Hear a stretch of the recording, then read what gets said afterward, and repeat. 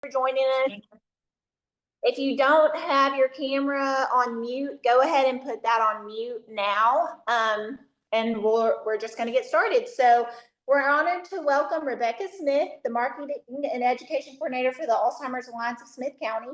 Since joining the Alliance in 2022, Rebecca has been a dedicated advocate for education and community support. Her career began in journalism with the Tyler Morning Telegraph and later shifted to nonprofit work focused on preventing youth substance abuse. With a naturally curious spirit shaped by her reporting background and a deep personal connection to Alzheimer's through her grandfather's journey, Rebecca brings both knowledge and heart to the work she does. So please join me in welcoming Rebecca Smith.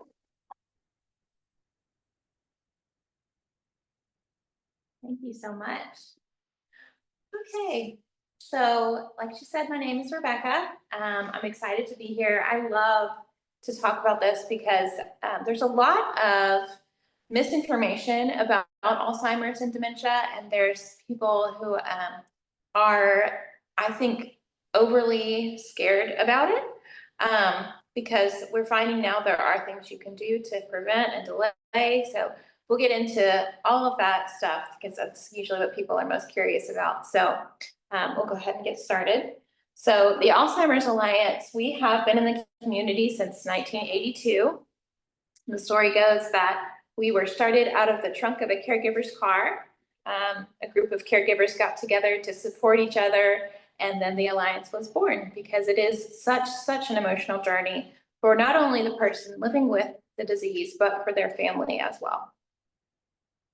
Okay, so when we say dementia, sometimes people use dementia and Alzheimer's interchangeably, but they're actually a little different. So dementia is an umbrella term. It's for a group of symptoms like loss of motor skills, judgment impairment, short-term memory loss. It's not a diagnosis. So imagine if you start to get a stuffy nose or a scratchy throat. How many different things can that be? That could be a cold, that could be allergies, that could be the flu.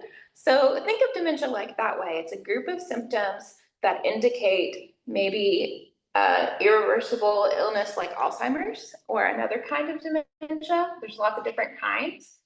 There are more than 100 types of dementia-related illnesses. So Alzheimer's is the most common. 60 to 80% of cases are Alzheimer's disease of the irreversible kinds. We have vascular dementia, which happens after strokes. Has anybody heard of Lewy body dementia? Okay, one person. So it's very common. It's one of, after Alzheimer's, the next most common neurodegenerative illness. But a lot of people haven't heard of it. But I do think it is picking up and people are hearing about it more often now. Frontotemporal dementia, lots of different kinds. But for the sake of simplicity, we're going to talk mostly about Alzheimer's today, but we do see people with any kind of dementia at the Alzheimer's Alliance. So if you have Lewy body, you still can take advantage of our services as well. So along with the irreversible causes of those dementia symptoms, you may have reversible causes as well. So that's things like the UTI. People are really surprised that can affect your cognition and have the same kind of symptoms as Alzheimer's, the beginning stages of Alzheimer's. Depression, medication interactions, malnutrition, high or low blood sugar. There's one that's not on here that is very common. Can you guess what it is? Stress. If we're too stressed, young people in the back, it can cause dementia-related symptoms. So, and I always joked that, so Kaylee and I both just had babies, and I always joked that pregnancy needed to be on there as a cause of reversible causes of dementia. So for the sake of simplicity, we're talking about Alzheimer's when we talk about the progression of the illness. So it's caused by an abnormal buildup of proteins around brain cells. So I think of it kind of as gunking up the gears in between our brain cells. That makes them where they're not able to communicate as well with each other, and then they begin to die off. So that's caused by two different proteins. One is amyloid deposits that form plaques around the brain cells, and the other is tau, and that forms what are called tangles around the brain cells. That is as much brain science as I know. So we do have neurologists who come and speak at the Alliance, and they go more in depth about that particular aspect of it. But that's kind of an overview of how Alzheimer's works in the brain. And as you can see, the advanced Alzheimer's brain is a little bit smaller. It does shrink through the disease process. And it's got these holes where those brain cells have died off as well. So people always ask, what should I look for whenever I am suspecting Alzheimer's or another kind of dementia in a loved one or in myself? Some people start to worry about their own cognition. So the first is going to be memory loss. This is important. That disrupts daily life. How many of us have walked into a room and forgot why we walked into the room? Yeah, that's not Alzheimer's. That's not a reason to panic. I have a book in town. Now, why did that come in there? It's a very common experience. So if you're able to retrace your steps and recall eventually what you were working on, that's not Alzheimer's. That's just kind of a brain glitch that we all get every now and then. Forgetting where you put your keys is not a sign of Alzheimer's if you're able to eventually find or remember them. Forgetting what your keys are for, that's a little more troubling. That's something you need to have checked out. Challenges in planning and solving problems is another indicator. Difficulty completing familiar tasks. If you have someone who's been playing Mahjong or 42 for years and years, and all of a sudden they can't remember how to play, that's something that says something might not be quite right. Trouble understanding visual images or spatial relationships. That's why driving can be such an issue as the disease progresses. And we have a workshop for caregivers coming up in, I believe, August with TechStot of how to have a conversation with your loved one. Vision with time or place. So if you come and do a memory screening at the Alliance, which I recommend for everybody once a year, just like you do any other kind of screening, just to get that baseline of what your cognition is at, they're going to ask you lots of questions about time and place. And that's how we kind of suss out, you know, what season is it? What is something current that's happened in the news lately? That kind of thing. New problems with words and speaking or writing. So they might use unusual combinations of words. Like if they're trying to say watch, they might say a hand clock. So it's something that's unusual, new problems. Misplacing things and sometimes, unfortunately, accusing others and losing the ability to retrace their steps. Decreased or poor judgment, withdraw from work or social activities, and changes in mood or personality. What's really interesting is this kind of goes both ways. So we have clients who were not the nicest person in the world before their disease, and then all of a sudden they become very sweet. But then we have the opposite, where you have someone who was very sweet and amicable, and they start to get a little mean streak. So it really impacts that part of the brain that controls mood and personality. Really interesting. Any questions about any of that? Sometimes I'll get in the car and think, yeah, where was that guy? Uh-huh. I was telling my friend that, she said, I do too, and then I think, and how do I get there? Won't you remember? So is that a sign of the times? I do that too. Again, it's stress, lack of sleep, things like that. All of that can impact our cognition. But if you're able to recall it after a few seconds, you're all right.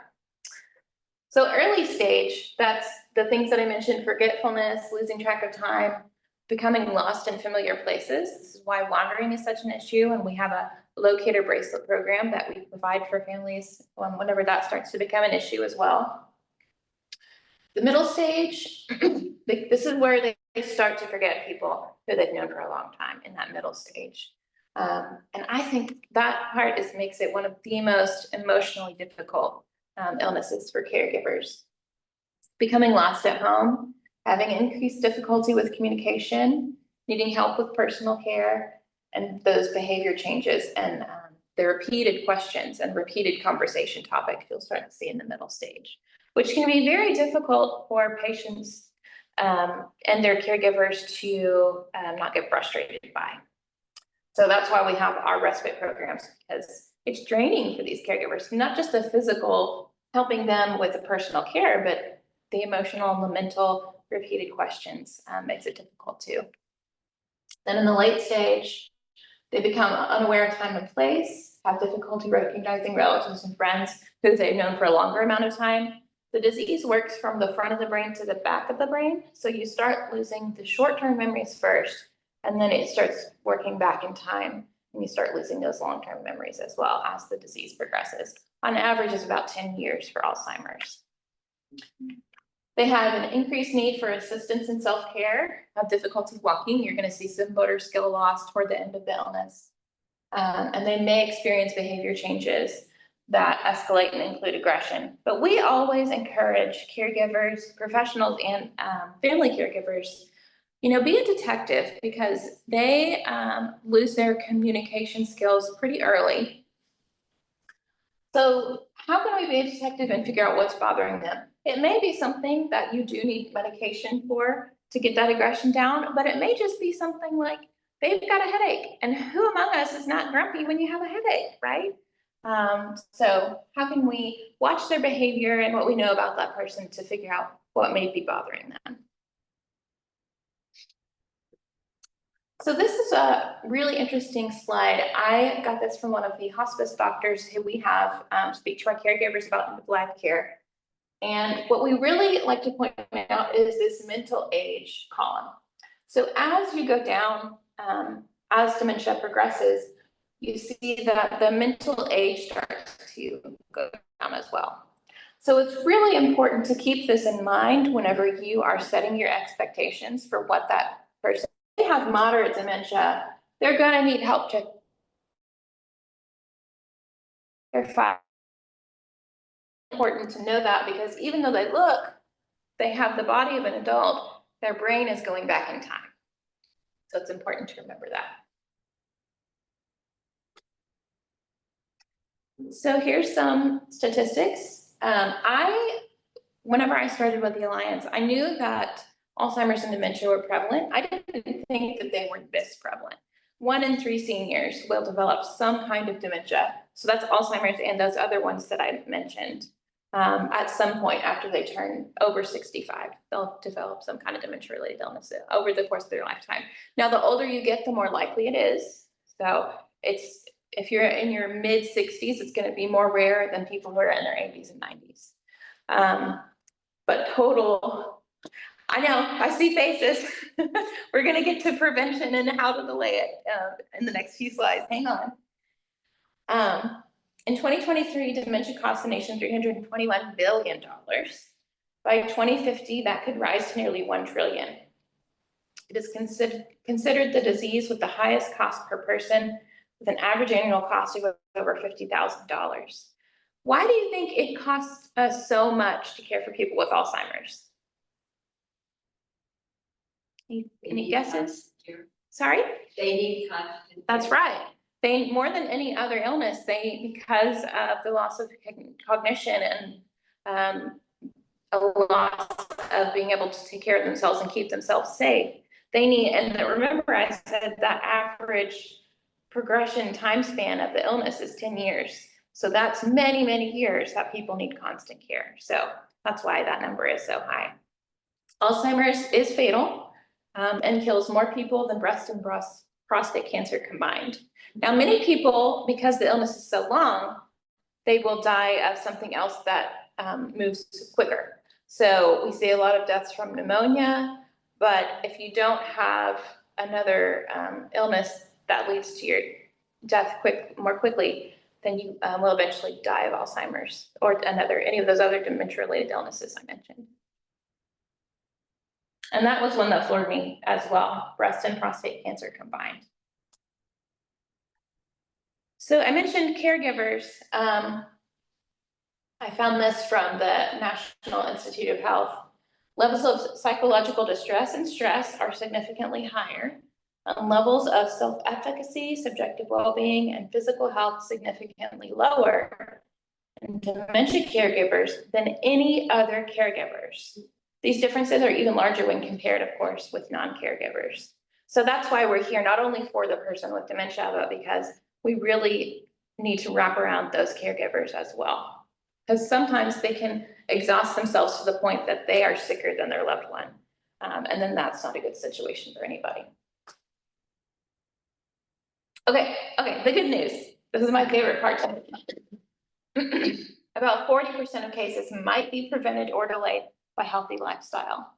So that's healthy diet. The Mediterranean and DASH diet were combined to create the MIND diet, which is specifically for preventing and delaying Alzheimer's or other dementias. It's what we hear a lot: focus on plants, leafy greens, avoid red meat, avoid added sugar, those kind of basic things that we hear. Regular physical activity. So this doesn't have to be a CrossFit or a gladiator class. This can be a 30-minute walk. That is, in the research, just a 30-minute walk daily was shown to reduce instances of Alzheimer's and dementia. Socialization is almost as important as physical activity. So because if you think about when we're socializing, our brain is doing so much. Not only are we communicating our thoughts and feelings, we are reading body language, we are interpreting what people are saying, we are thinking of how to respond to that person. Our brain is really doing a lot of work when we're socializing, and that's why it's so good for it and helps prevent and delay Alzheimer's and dementia. Spiritual practices have shown some efficacy, especially meditation, but also just attending church and praying have shown research that they help slow and prevent dementia.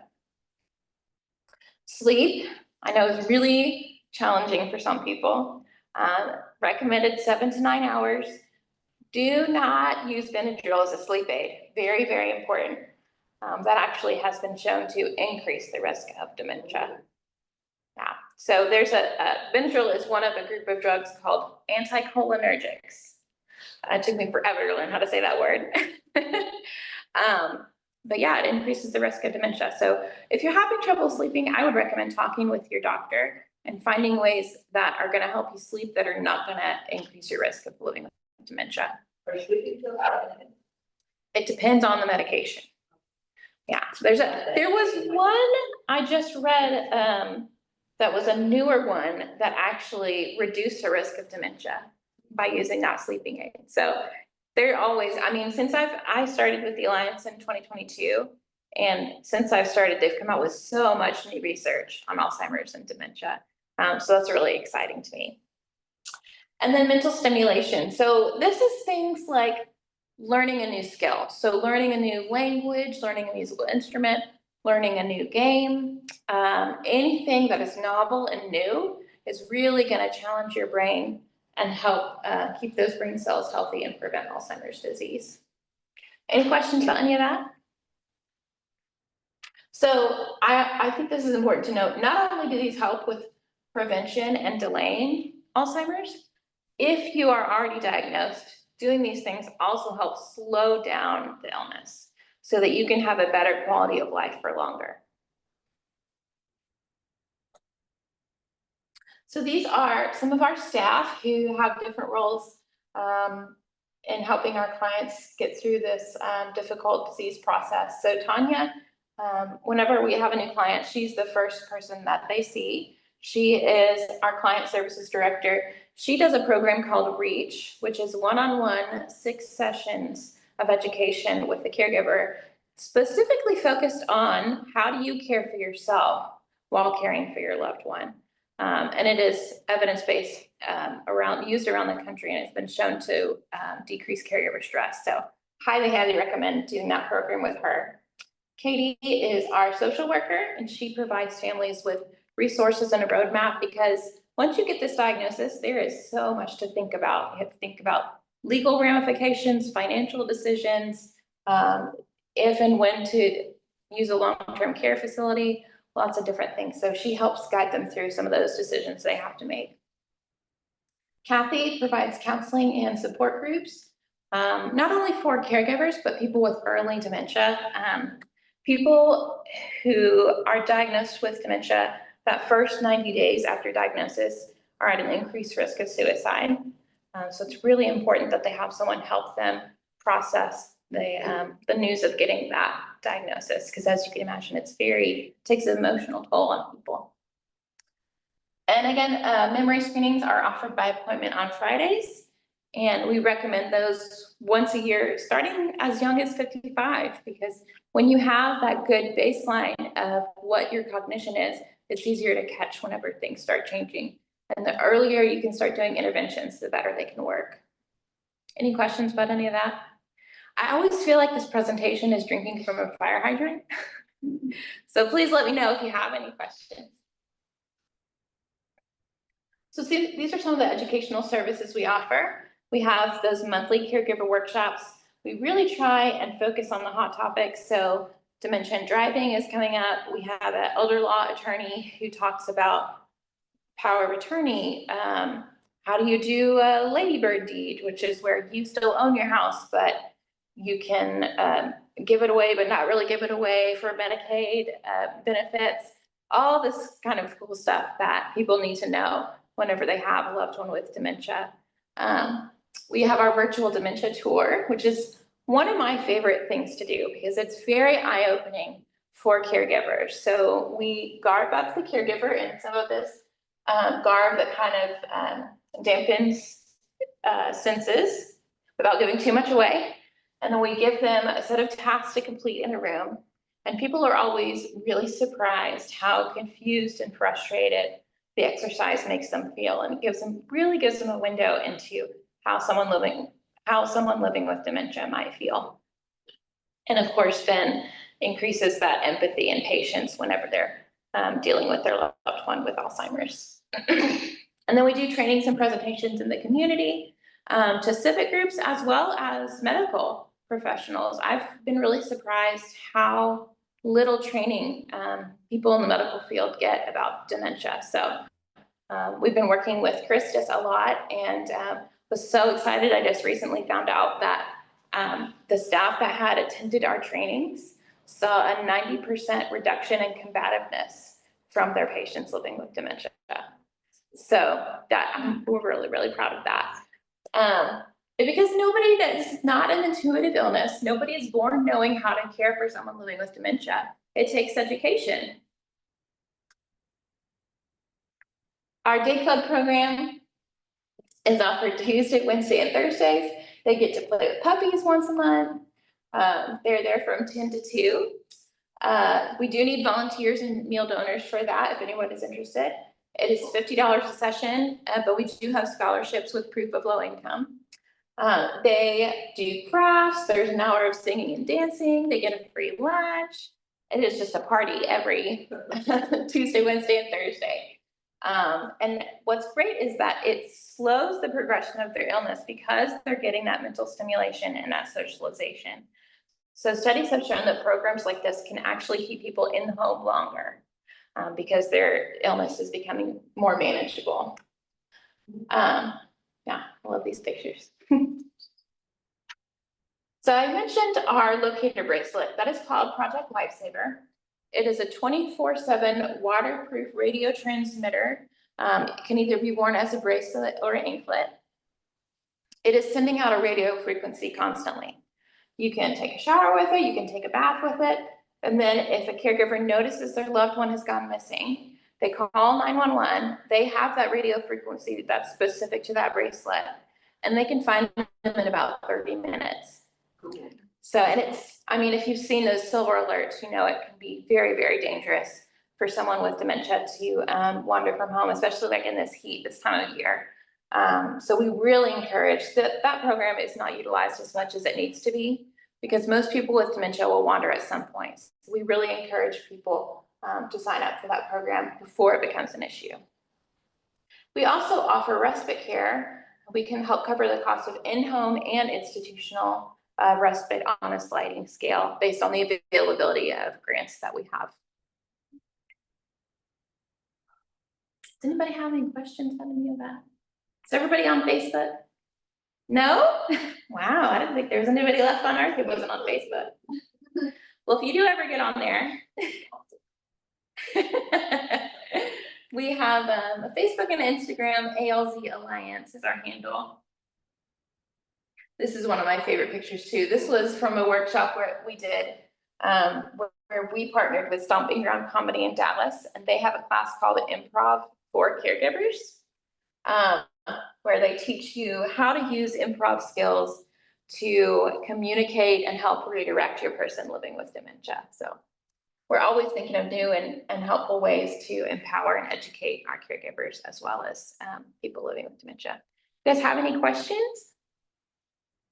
There's two Zooms. I don't even know where to start.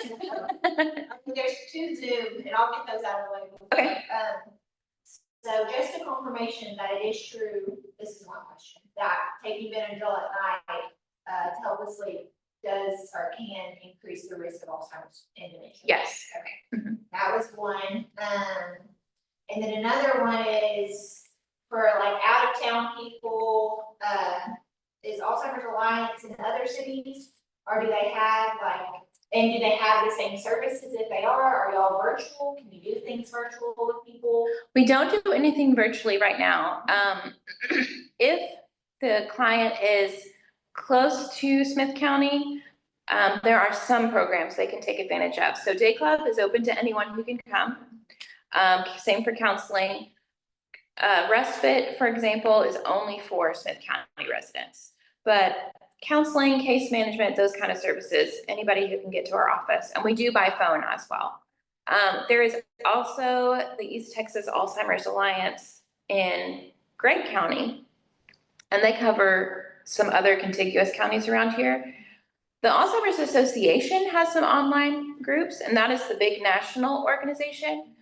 So we offer the local services, whereas they help fund research and they offer virtual support groups, and they have a 24-hour hotline as well. Are any of those people from Tyler up there in that picture? Everybody except the two instructors. The rest are caregivers. Okay, I think I know that, the fourth one. You probably do. Stephanie Bernhardt. Yes, ma'am. She's on our board. We love Stephanie. We did a silver linings kind of thing at church, Mhm.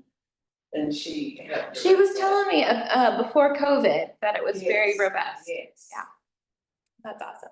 There's so much, and COVID really hit the Alzheimer's population so hard because remember I said socialization is so important for preventing and slowing Alzheimer's disease. So we had a lot of our clients who went downhill a lot more quickly because of the social isolation. Do they think it's hereditary? So they don't think it's as hereditary as we first thought. So there's only about 3% of cases that are totally you are destined to get it because of your genetics. After that, it's really kind of on the person starting at midlife to take care of yourself, and you can help prevent and delay it. Remember that 40% of cases can possibly be prevented or delayed. So if you have some genetic components, you may still be able to prevent or delay it. Does that make sense?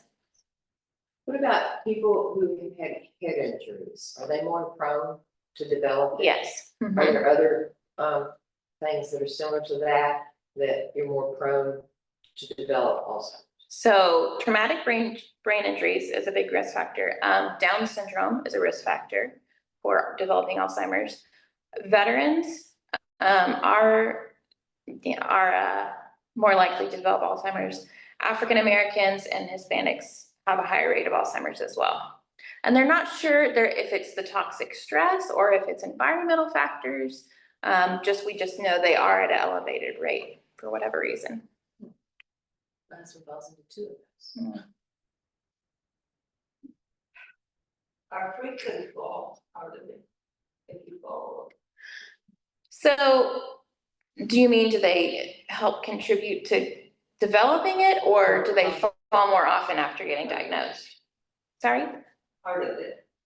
Yeah, so because of that loss of motor skills, you're gonna see more frequent falls toward the end of the illness, I would say. That's when it really starts affecting that motor skill part of the brain.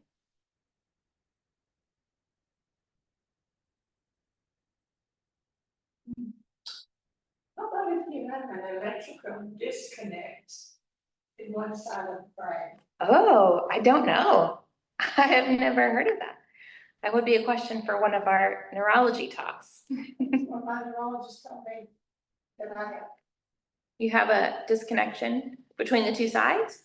yeah, just, well, I don't know if you're two sides or not, but I was having problems and after 3 or 4, what did we call those things where they tested me? They told me some of the electrical disconnects.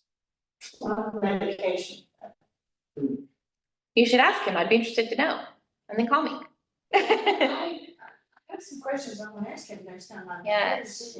Yeah. The research is so slow because the brain's pretty complicated. I think probably the most, I mean, I'm not a doctor, but I think it's the most complicated part of the body. So the new infusions that just came out, that I don't know if y'all saw a couple years ago, there were some infusions that are showing some progress in helping to slow Alzheimer's after diagnosis, but they took decades to develop those. So it's slow going. I always say I am hopeful that science will put me out of a job sooner rather than later. What about this sleep? The sleep thing? I get sleep, but I dream a lot. Mm. Yeah, sleep is really important because that is when our brain kind of clears out the trash. So they think that whenever you develop Alzheimer's, it's in some way related to not being able to clear that trash out as well as we do when we're young and we're able to get good sleep. Well, that's what all my dreams are, trash. Technically, I didn't realize, and I think they are, but I can just get rid of them. Or they rated R. They haven't quite made it yet. Yeah, they're still trying to figure out how to get people to have good sleep. What about the effects of chemotherapy? Yeah, so that can cause some cognition issues as well. Mhm. Yeah, and anesthesia as well. People have a really hard time, especially if they already have dementia coming out from under anesthesia. There's a lot more confusion. Alcohol consumption? That is a risk factor. Mhm. And there's a specific kind of dementia that is specifically from heavy, heavy alcohol abuse over the lifetime. Mhm. Oh, they're asking good questions. What about funding, like for Smith County and then nationally? I mean, Well, is it a huge amount or no, like everything? you're right. And there have been some cuts, unfortunately, at the federal level. For Alzheimer's research as well as care. We actually just were told to pump the brakes on respite for a while because the federal funding they're not sure if or when it's going to come back. But You get like private grants and things like yeah, so we are a local independent nonprofit. So we rely a lot on local donations, family foundations. We do have some state and federal grants, but most of our funding comes from people in Smith County. The association, so they're nationwide, and the walks that you hear about every year, that's the association, and they raise money for Alzheimer's research. We don't do any research fundraising ourselves. Do you have a system of volunteers who can give respite care? Other than Day Club, no. That's the only respite that is volunteer based. Have you thought about that? I haven't. I think the problem with that would be might be a liability issue, because if you have people who are volunteers, they would have to go through a certain amount of training. Sure. Mhm. The respite that we do offer, we contract with home health agencies, so it's with like nurses and things. Yeah. Mhm. Yeah.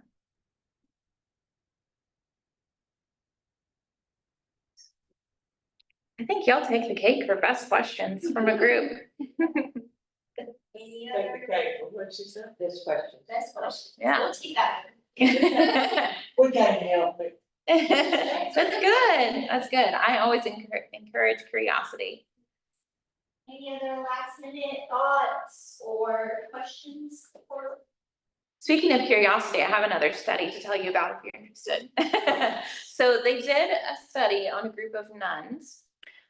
These nuns all lived in the same convent and had all donated their brains to science. So they noticed, and they all kept journals throughout their lifetime when they lived in the convent. So they noticed that the nuns who had more thoughtful journals, who thought more deeply and were more introspective and recorded that in their journals, had less incidence of Alzheimer's than the ones who did not, who maybe didn't write very often or who didn't think very deeply in their journals. So they call that the cognitive reserve. So basically your brain can protect itself if you are always learning and asking questions like you guys are doing. So if you just accept what you hear on the news. Right. And don't think about it. Right, you don't think about it and Don't care to find Yeah. out, you know, like you just accept it as fact. don't. And, because that would keep you, I don't wanna think about it, so they must be right. Yeah. Now, you do have to balance that with stress.